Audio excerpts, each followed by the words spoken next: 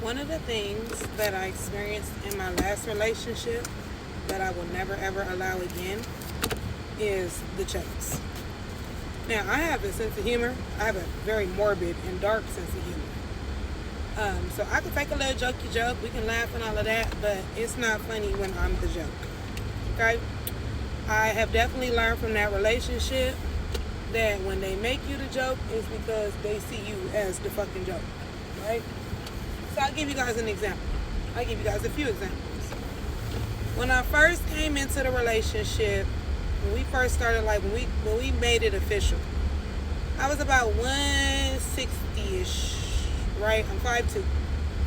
Now, I've always been used to being like, after I had my son, maybe about like 135-ish, 145 was kind of like my equilibrium. 150, I was like, okay, I'm still cute. All right, whatever. So, I'll never forget, we moved in together, and we don't have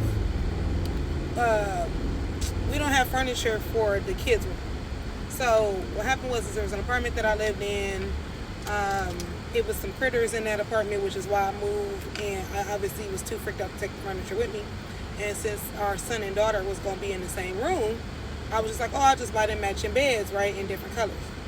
So one night, I'll never forget, my oldest son, he's laying in his bed, and I think I went to go lay down in my oldest daughter's bed for me and him to like watch TV or something. I can't remember now, it was so long ago. But I'll never forget, I go and lay down in her bed, and this nigga goes, oh, don't break my baby's bed. My flabbers were gasted. That was the very first time that he said something like that to me. And hindsight is 2020. Y'all know I always say that. And I look back at that now, and I'm like, I should have left his ass alone then. But I talked to you guys about how my mother used to talk to me and mistreat me. So in me getting like offended, it was kind of like I heard my mama telling me I was too sensitive, right? So I always remember that one always stuck with me. Now, mind you, at the time I was 165. Okay. Now, I've told you guys the story before of like me getting VSG surgery. By the time I had my last daughter, because I had my last two back to back, I ended up getting up to 260 pounds. Now, for somebody that's always been small, y'all already know I was going to do everything in my power to get back down to my normal size.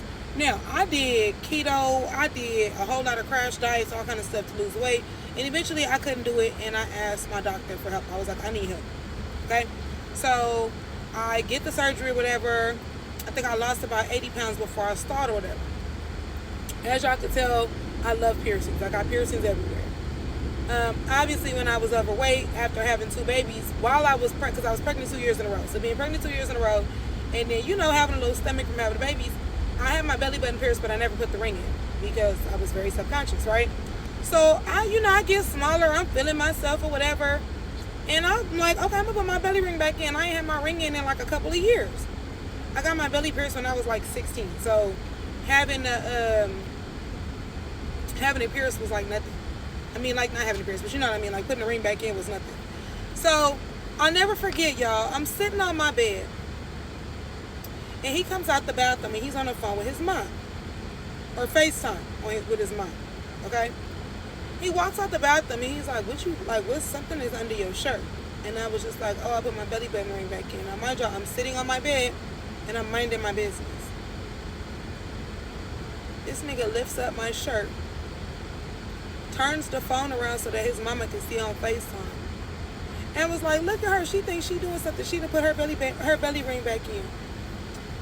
His mother then opens her mouth and goes, because she can see it now.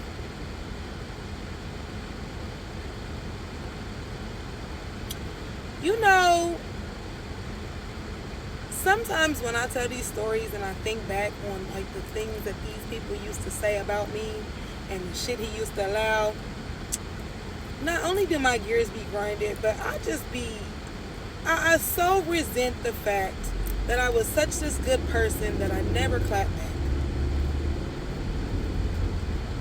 But yeah, so like I will no longer be the butt of anybody's motherfucking joke. And in this day and age, I probably still won't clap back because the things that I have to say are they'll make you want to unalive me. But, I think it's just better if I just exit stage left and just leave you smooth the fuck could say a lot. I could say a lot about a lot of people. And they're not the only ones that had me fucked up. But I could say a lot. I could say a whole lot.